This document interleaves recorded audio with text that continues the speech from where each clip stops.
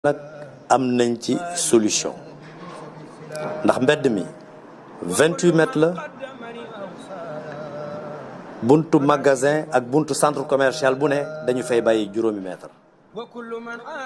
def cantine bu 1 mètre 50 bu jàkkaarloo ak magasin yi def cantine bu 1 mètre 50 mu jàkkaarloo ak tali bi diggante cantine boobu ak tali bi ñu bàyyi fa ñaari mètre ñaari wet yépp nag boo ko jëfandikoo noonu tali bi dina des juróom-ñetti mètre ñu barrière ko ba nit ñi mën di dem ak di dikk ba ci oto yi sax di fa mën di jaar di dem ak dikk. cantine yi nag par bloc de 4 cantines la ñu koy def seen diggante dina des espace boo xam ne ni nit ñi dañ cey mën di dem ak di dikk